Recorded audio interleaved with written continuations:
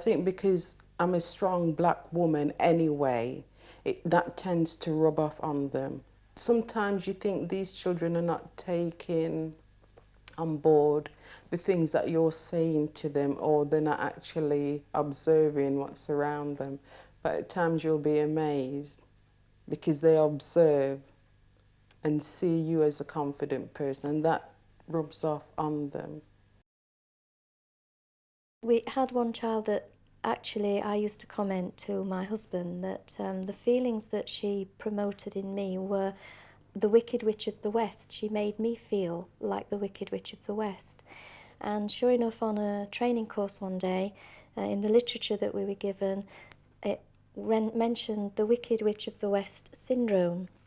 And light bulbs came on, and I realised that this was an emotion that these children could cause within lots of carers, and that I wasn't on my own.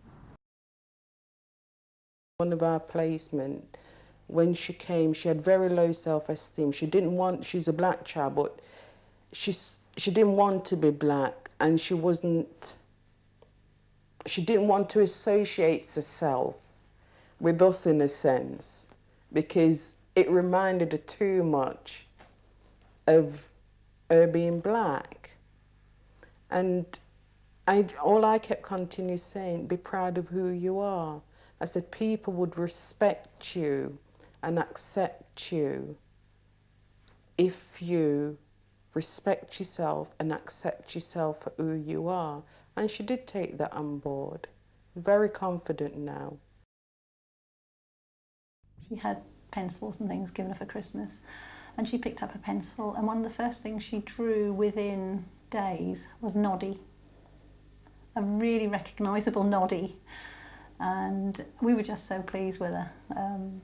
And the drawing just escalated from there, really.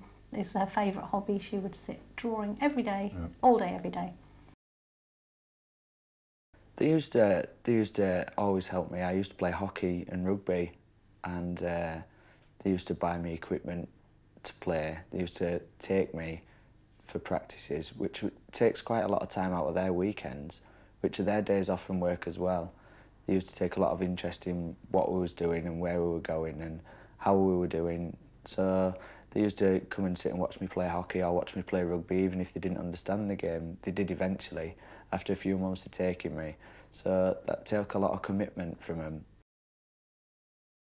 She used to encourage me, like anytime there used to be something wrong with something, she would always give it to me to let me have a look at it first, and that was pretty good because that sort of helps me widen my mind of electrical goods and that. And she used to sometimes give me books or invite friends round. There used to be an old Jamaican guy, Jesse. He used to do electrical work around the house, and like, I would sit there and watch him if he's repairing something, and that was a good thing.